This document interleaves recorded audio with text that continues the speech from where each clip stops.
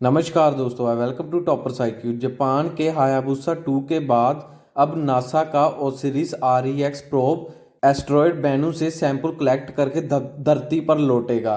तो आज हम देखेंगे इस एस्ट्रॉयड पर नासा किस तरह के सैंपल कलेक्ट करके और साथ ही कितना समय लगा कि उन्होंने इस मिशन को लॉन्च किया और कब धरती पर वापस लौटेगा, और जापान का कौन सा मिशन था जिसने सैंपल कलेक्ट किया, और चाइना कौन सा मिशन लॉन्च कर चुका है एस्ट्रॉयड माइनिंग के लिए।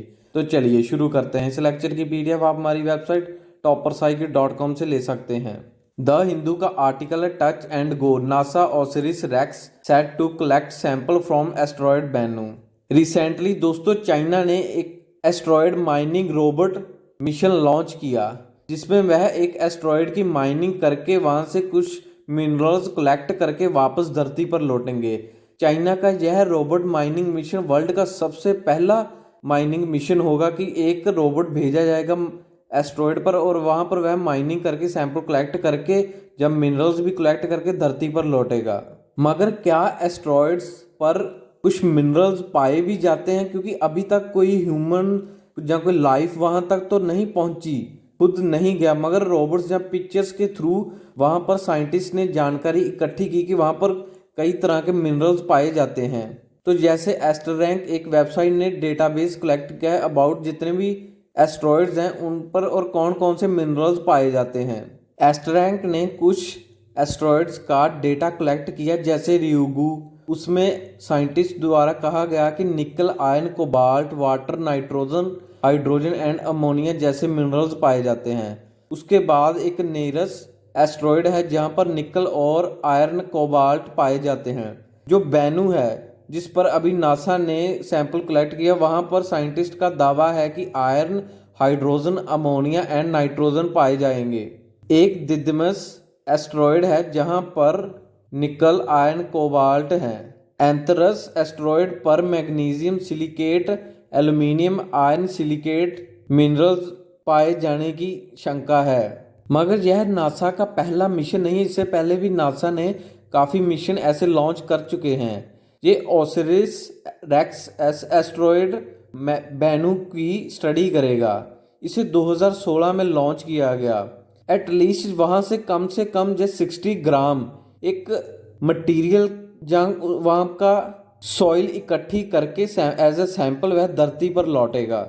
नासा का यह मिशन तकरीबन 2 साल तक उस एस्ट्रॉयड की सर्कलिंग यानी कि उसे ऑर्बिट करता रहा, उसके चक्कर लगाता रहा। इस मिशन में और इस स्पेसक्राफ्ट में नासा ने तकरीबन 3 बॉटल्स नाइट्रोजन अटैच की थी, जिसके द्वारा वह कई की यानी कि वह 3 टाइम्स उन्हें बूस्ट करके उसकी लोकेशन चेंज कर सकता था और वापस धरती पर ला सकता था। ये एस्ट्रॉयड बेनू इतना इम्पोर्टेंट क्यों है? क्योंकि और भी कई एस्ट्रॉयड्स हैं, लेकिन नासा ने यही एस्ट्रॉयड क्यों चुना?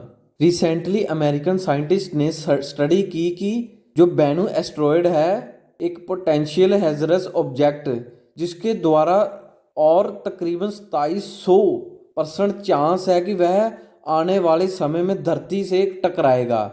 और उन्होंने एक प्रॉपर ईयर भी दिया कि 2175 और 2199 के आसपास यह धरती से टकरा सकता है। अगर इसका डायमीटर देखें तो यह 492 मीटर और रफली राउंड शेप का है। ये कई बार कॉन्टिन्यूसली ऑब्जर्वेट करता है ऑफ द अर्थ एंड कई और ऑब्जर्वेटरीज हैं उन्हें भी रोटेट करता है।